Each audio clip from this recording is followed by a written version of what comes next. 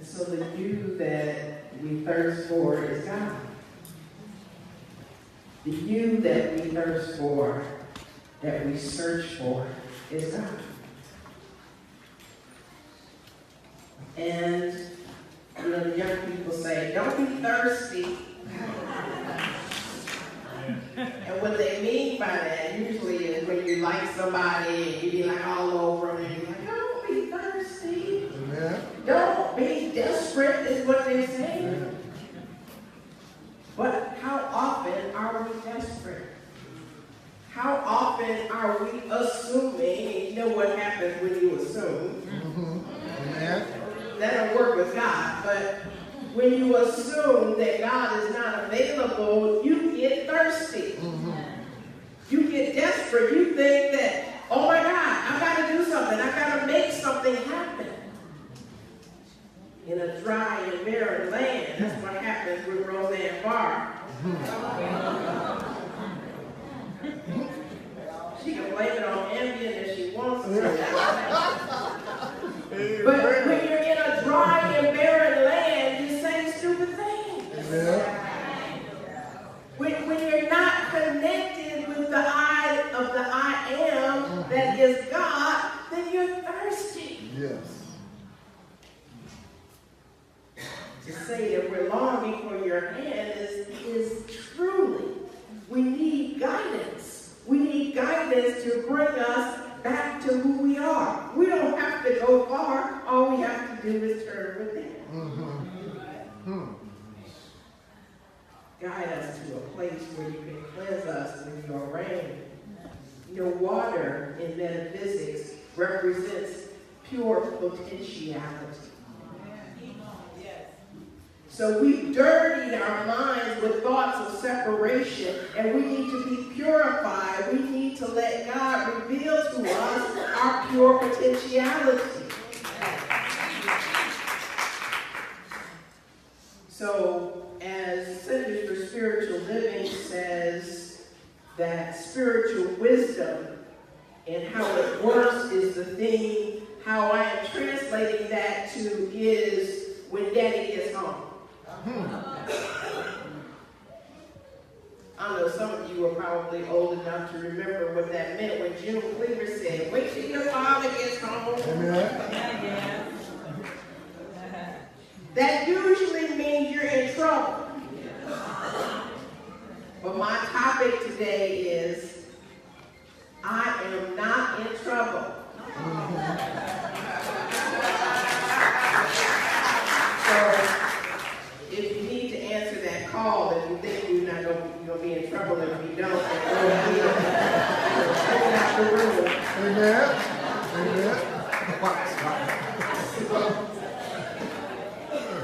Understand that Daddy is always home. Amen. I believe the affirmation that Paris had was, I'm never alone, bringing us in and out of meditation. Yes. Because Daddy is always at home, but are you? Are you home with Daddy? We're, of course, honoring the male energy this month with Father's Day approaching, and we're acknowledging that male energy that is planting a seed in our consciousness. We're acknowledging that male energy that starts the process, that aggressive process, is not necessarily trying to pick a fight. That male energy is inviting us into becoming more of who we are. Planting a seed in our consciousness is informing us that there is something that needs to be birthed. Mm-hmm. Hildegard of Bingen is a mystic from the Middle Ages, and she said this: I, God, am in your midst. Whoever knows me can never fall, not in the heights, nor in the depths, nor in the breadths, for I am love, which the vast expanses of evil can never still. Mm-hmm. See, evil can never still love. Evil can never even approach love, because evil, again, like I said last week, is dyslexic. It doesn't understand that live and love are the same. Yes. So when you know God, you can't fall. When you know God, it doesn't matter how high you may be. It doesn't matter what mountain you may be atop of. It doesn't matter what ocean you may be in the bottom of. It doesn't matter what river you may be in the midst of. What's happening is that love is right there.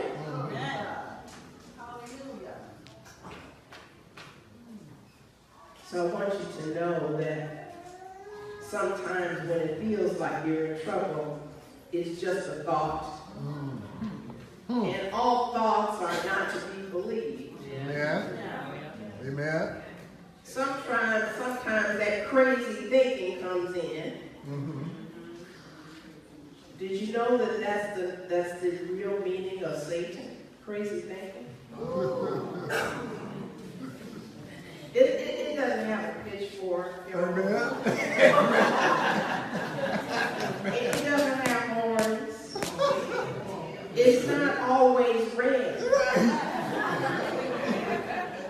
Okay, it's just crazy. Amen. When Ernest Holmes was sharing with us the teachings of Jesus, he referenced this John chapter 14, first verse. Let not your hearts be troubled.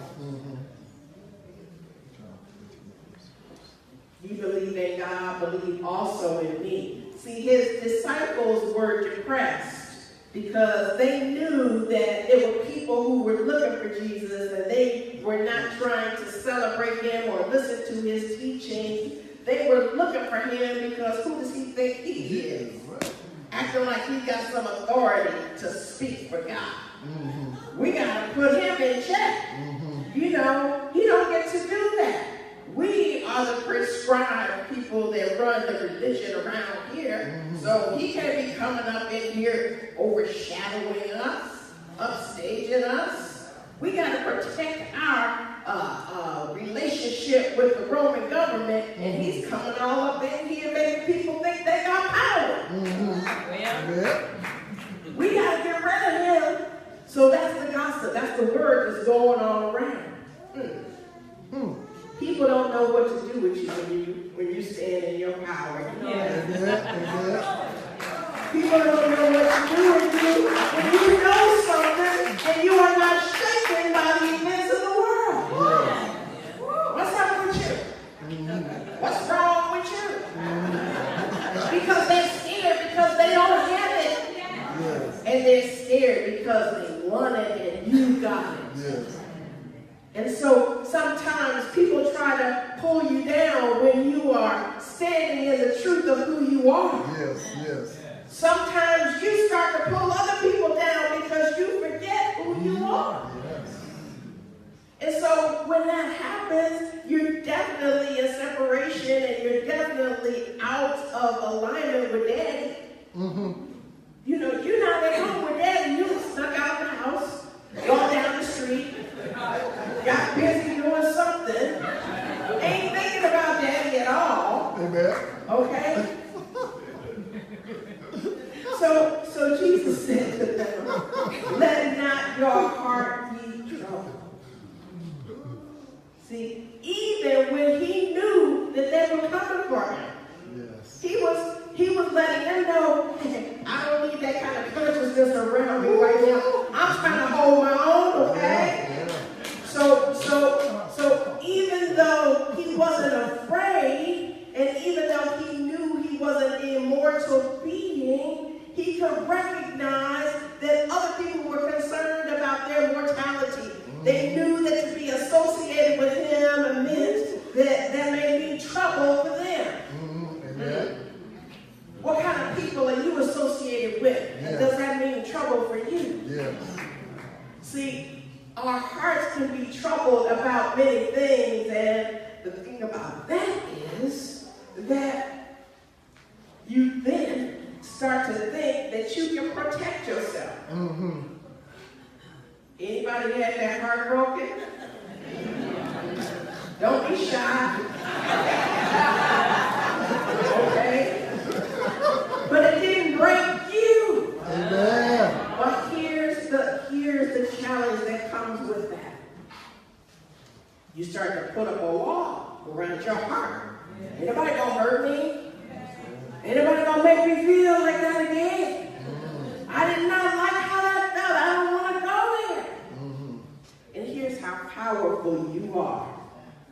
Your mind, with all of its defensiveness, starts to build a wall around your arteries in your heart.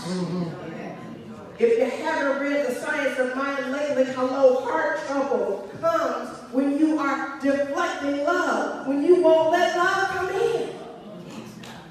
Amen. See, you are so powerful because you're made out of the substance of God. And you can't produce, manifest anything unless it first starts with a thought. So if your thought is about defensiveness, then that is the thought that is going to harden your arteries. Hello. Amen. So what I'm trying to say to you is that defenselessness is where your safety lies. That's what A Course in Miracles says. If you feel threatened by this world, if you feel threatened by the twists of fortune and all of these brief relationships and all of the stuff that the world is giving you, then it merely means that you have decided that the world is where your safety is. The world is not where your safety is. The world is rooted in attacks. And what it has to offer are deceptions. And the attacks that you feel coming toward you do not really come from the world. Amen. They come from your own thoughts. And so when you're so caught up in what's happening out there, when you're so caught up in what's in the news, and when you're so caught up with what somebody is saying about you, somebody calling you an ape, all of these things going on, people breaking their commitments and not showing up in ways that a leader should. And you start to think, oh my God, what's going to happen to me? That thought means that you're not at home with me. Amen.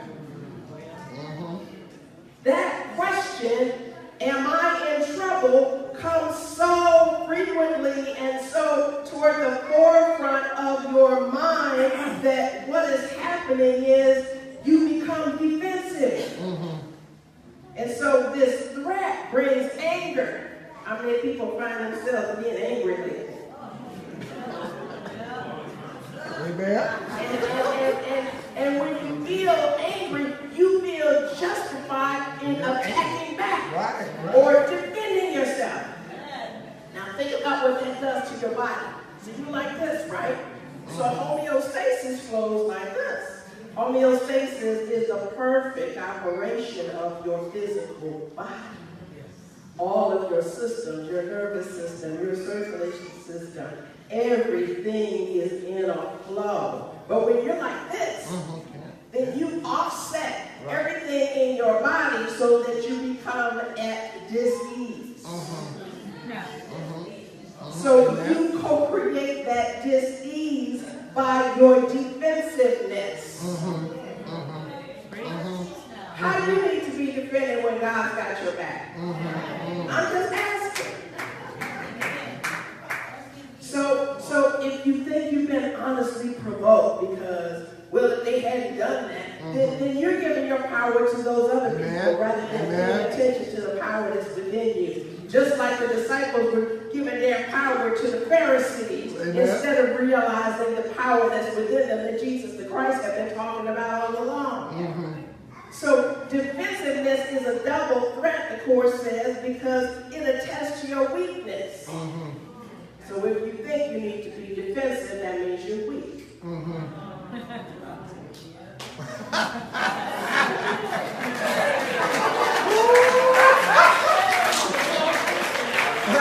Oh, I know you thought it meant you were strong.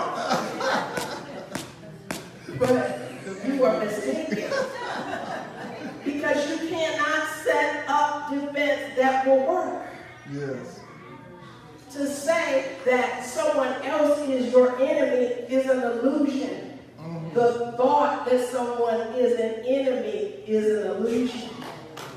So if you are then being in your self-defense mode, then you are breaking down all the power of your body at the same time. So when your blood pressure is high, because you're all worked up, Amen. what are you doing to yourself? So to say, I'm not in trouble, is to say, oh, I know whose life I am living. Yes. Is to say, I know the life of God is my safety. Is to say, I know that I am surrounded by love. Not only does love wash over me, that love is invited to wash in me. Yes. To wash away those thoughts that make me think that I need to be on guard. To wash away those thoughts Amen. that make me think I'm being attacked. Amen. To wash away those thoughts that make me think that, oh, my ego needs to help me through this situation. Amen. Amen. You become a slave to your ego, Yeah. and you don't even know it. Yeah. You don't understand that Amen. you have stopped making your life sacred, and you have bought into this concept of sacrifice. Yes. Well, I can't because I got to do this Ego, for yes. my mom. Yes. Oh, well, I can't because I got to do this for my children. Well, I can't because, this, that, or the other, whatever it is that you want to make somebody else Yes. your excuse. And you end up being a sacrificial lamb. Yes. You end up being the one who's about to be burning up because you haven't made your life sacred enough to honor it. Because you've given someone else your power, then you are denying your Christhood. And your Christhood is that place in you that knows that you are one with God. I didn't say your name was Jesus. I'm talking about your Christhood. This is not about a particular person. It's about your oneness with God. And so when you know that it is a function for you to help each other choose by being an example, then what do you want to model for your brothers and sisters? What do you want to do in terms of, we're good at this, well, you know what you should do. or you know what the Bible said. What are you showing them about the nature of God? What are you showing them that enables them to see not only can you quote the scripture, but that you can walk in the truth? See, because it's really this. Because people talk about salvation. They talk about, the by and by when they die. But what about living right now? And knowing that there really is no death. We talked about that in foundation class earlier this week. See, but when you're so focused on the end, how are you going to be present in the now when all is well? Right now is all well? Yes. I'm not talking about what happened yesterday or what might happen tomorrow. It's right now, all well. See, being in the present moment is how we are able to be in forgiveness because we're not focused on anything but our good.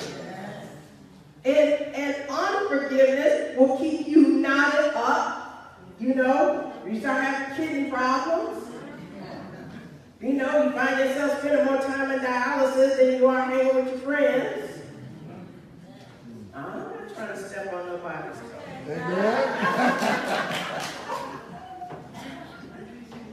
I'm just saying that you can turn that around by allowing your thoughts to be on being at home with Daddy. Being at home with Daddy, I have fond memories of being at home with Daddy. It's just like, I'm good. I got love here. I got protection here. I got, It helped that he was a Chicago police officer, but you know. Well, nobody thought that's what it means. But so, once you get in the practice of thinking about Daddy as being there for you, about thinking about Daddy as being that place where you can just sit up under and be with and know that all is well, when you can be in that threshold of, oh, it may look like something's about to go down, but I know Daddy's got me.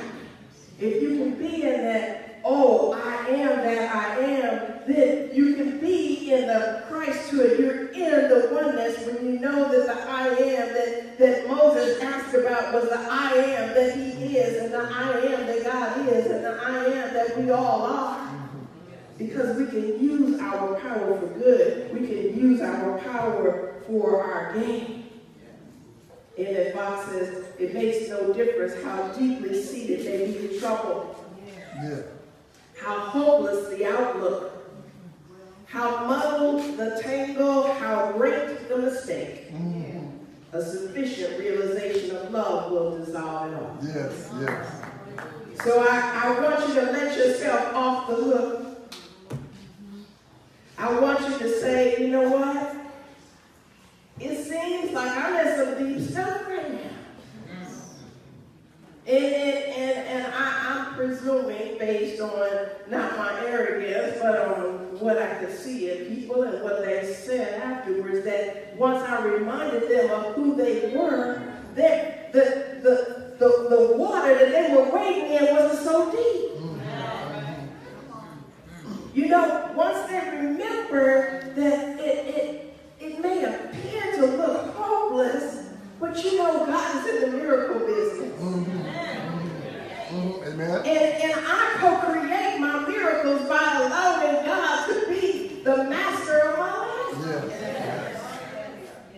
So how about, this looks complicated. These people are hustling with each other and walking out on each other, and this looks muddled and this looks tangled, but oh, wait a minute.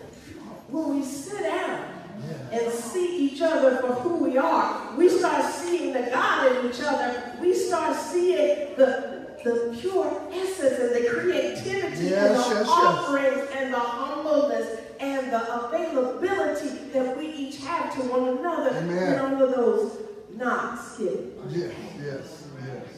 And we're able to stand together in a circle of prayer. We're able to know that, you know what? Even if we try to block our blood vessels, because blood represents joy, and we were strangling our own joy when we were trying to protect ourselves. Even though we convinced ourselves wholeheartedly, literally, to try to stop ourselves from being hurt, even though we thought we were doing something for our benefit, and we were doing something that was really making ourselves our own enemy. Even that is happening when the bigots say what they want to say about you, when the homophobes say what they want to say about you, when the racists say what they're going to say about you, when the sexists say what they're going to say about you, when they grab you without permission. I'm just saying, God is still present. You can know that somebody might have been coming for you, and then might all of a sudden see a pack of angels around you and think that you're part of a gang. And then you start wondering why they start running in the other direction. It's because they knew that you were outpowering them and that what you had in you was greater than they could handle. So they get to be aware of the presence of God in you. Yes. Oh, let's take a moment and close our eyes and let Jackie take us somewhere.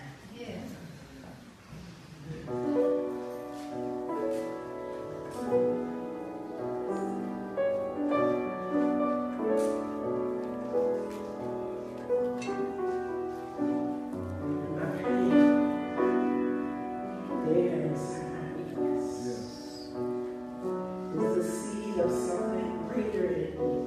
In my pain, there inside my weakness is the seed of something Oh yes, greater in me, and the shame of not choosing higher, all the disappointing moments fade into God. No mistakes have been made in God.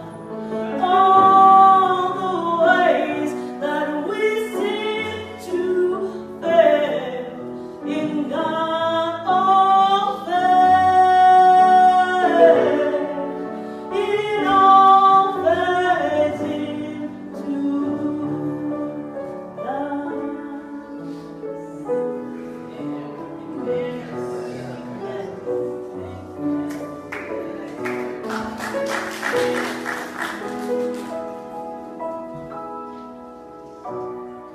No mistakes have been made. yes, All the ways that we seem to fail in God, all fail. I know you're not used to that kind of love. I know that it seems unfathomable what unconditional love looks like. There may have even been times when you didn't think Mama liked you, or you didn't think Daddy wanted you. Oh, but it was all about the love of God, making itself known through everyone around you and you. So you are not in trouble. yes, You are so living in heaven right now. You don't have to shovel off your mortal body in order to be in heaven. Because you already know you may be in hell in the mortal body now. yes, You don't have to go anywhere. Let's choose heaven today.